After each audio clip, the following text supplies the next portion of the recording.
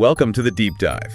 Today, we're taking a focused look at something pretty interesting, how wealthy individuals actually navigate economic downturns. Yeah, it's fascinating stuff. Our source is a really insightful segment from the NewsRx TV, and, well, our goal is to boil down their key strategies into something, actionable for you. Think of it as a shortcut, maybe, to understanding some powerful financial moves. It's definitely not just about weathering the storm. Exactly. We're trying to get past the daily noise, the economic headlines. Right, and dive deep into how those who are already successful approach recessions. It's often not just about surviving, is it? It's about positioning for what comes next. For growth, yeah. So we want to pull out those core insights from the NewsRx TV and maybe offer you a bit of a fresh perspective on these, challenging economic times. Okay, so where do we start? The NewsRx TV laid out 5 key approaches, right? Like secrets. Yeah, secrets. Let's start with the first one, pivoting, not panicking. Okay, let's unpack that. What's the basic idea? Well, at its heart, it's about mindset, isn't it? It's being proactive. Yeah. So instead of getting fearful, pulling back when the economy slows down. Which is what most people probably do. Exactly. Instead of that, people with significant wealth often see recessions as a time that's actually, ripe with opportunity. Opportunity. Yeah, especially for investing. Ah, right. And they brought up Warren Buffett, didn't they? During the 2008 crisis? Yeah. That was quite a move. What did he do again? Precisely. I mean, while everyone else was practically running for the exits, selling off assets. Panic selling. Total panic selling. Buffett, he makes this huge investment in Goldman Sachs. And it wasn't just random buying low. No, it was calculated. It was based on understanding that fundamentally good companies, strong assets, they just get undervalued in a crisis. He actually got preferred stock, warrants too. Yeah. Really good terms because things were so shaky. So he leveraged the situation. He did. And then, of course, as the market recovered, boom, big returns. It really shows that deeper strategic thinking. It's not just buy low. Okay, so the big takeaway here for you listening is that these downturns can actually be moments, opportunities maybe, where quality assets, stocks, maybe even real estate. Yeah, absolutely. They become available at major discounts, like finding something valuable on a clearance rack. That's a great analogy. And building on that proactive idea, the NewsRx TV had some practical advice too. Oh, yeah. Yeah, they said, look, if you have a solid emergency fund that's key, you need that safety net first. Right. Absolutely critical. Then think about dollar cost averaging into broad index funds, maybe like the S&P 500. So investing a set amount regularly, no matter what the price is doing. Exactly. You invest the same amount, say, every month. When prices are low, you automatically buy more shares. When they're high, you buy fewer. It averages out your cost over time. The big idea is time in the market, not timing the market. Yeah. Got it. Okay, that makes sense. Let's shift to the second approach then. Cultivating multiple income streams. This feels super relevant right now with job security maybe not feeling so certain for everyone. Oh, absolutely. It's huge. Wealthy people, typically, they just don't rely on one paycheck. They get it. Just like you diversify investment. You diversify where your money comes from. Precisely. It makes your whole financial picture more resilient, especially if one source gets hit by economic headwinds. The goal is really to have income streams that aren't all tied together, uncorrelated is the term. They don't all rise and fall based on the same thing. And the Rihanna example was interesting because it shows it's not just old school business tycoons. Totally. How does her story fit in? Well, as the NewsRx TV pointed out, her billionaire status, it's largely down to Fenty Beauty, her cosmetics brand. Not just music. Not just music, no. So think about it when touring stopped, during the pandemic. Right, live performances were gone. Gone, but her other big income streams from her business, they kept going. It just really highlights the stability you get from having multiple diverse sources of cash flow. So the lesson seems pretty clear. Don't put all your eggs in one basket, income-wise. Did the NewsRx TV give any, concrete ideas for building these extra streams? Yeah, they did. They suggested exploring different things. Could be starting a side hustle, based on a skill or a hobby you have. Okay. Or creating digital products, online courses, ebooks, that kind of thing. Offering consulting if you have expertise. Looking into rental income from property. Real estate again? Yep. Or even dividend stocks, investments that pay you regularly. The point is just building income beyond that traditional 9 to 5. But what are the hurdles there? I mean, finding the time, knowing where to start? That's often the big challenge, right? It's identifying something you can monetize, a skill, a passion. or seeing a need out there, a problem you could solve with something new. It takes that initial step. Okay, strategy number 3, utilizing the power of leverage. Now this one sounds a bit edgy, maybe risky. What's the core idea? Well, leverage here means essentially using borrowed money, other people's money strategically. The goal is to potentially boost your investment returns, grow your assets faster. It's definitely common among the wealthy, but, and this is crucial, you have to know the difference between good debt and bad debt. Right.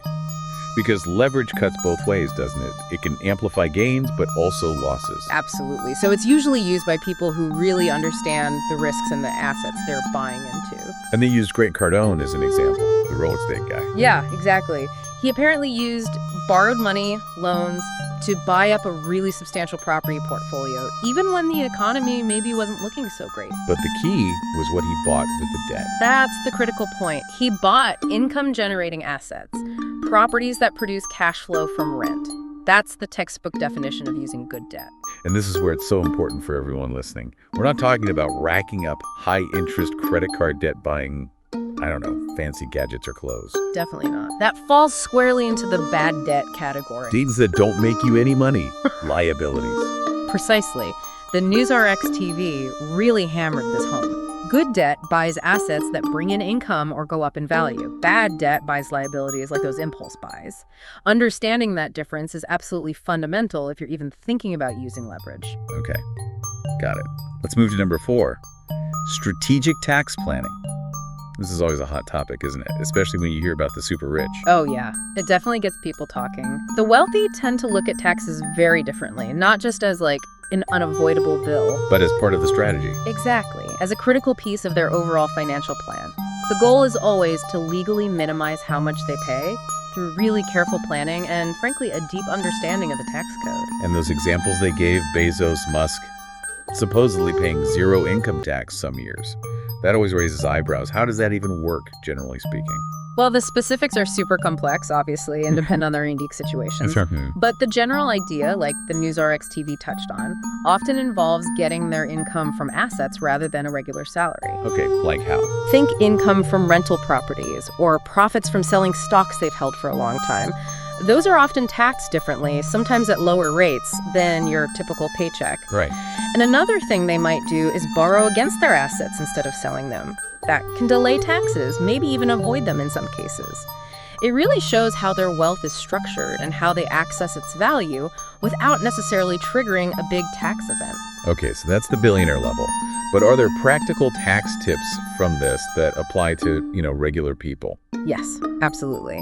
The NewsRx TV had some good actionable takeaways. Things like, make sure you're maximizing all the deductions you're legally entitled to when you file. Standard deduction, itemizing, all that. Yeah, understanding what applies to you. Also, taking full advantage of tax-deferred accounts like 401ks here in the U.S. or IRAs.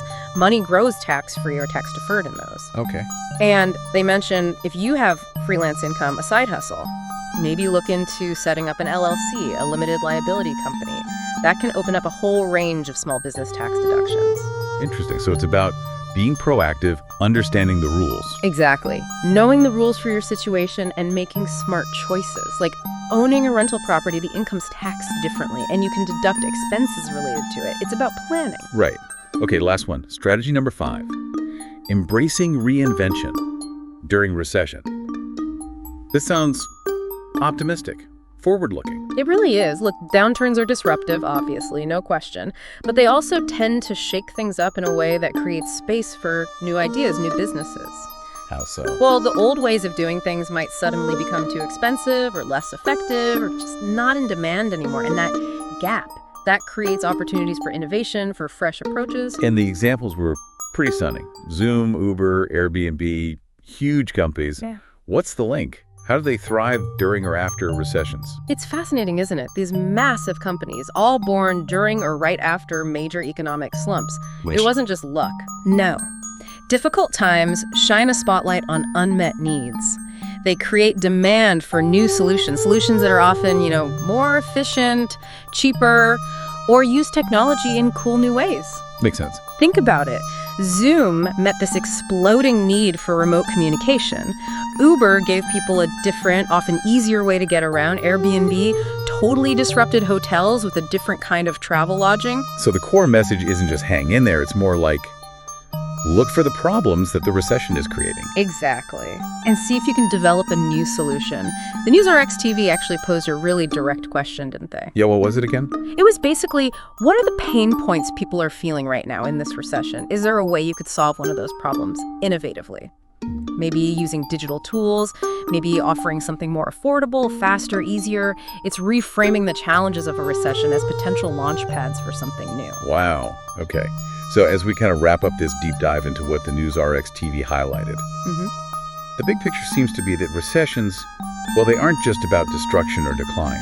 Not at all. They can actually be periods of significant wealth transfer. Transfer. Yeah, for those who understand these kinds of strategies and crucially act on them.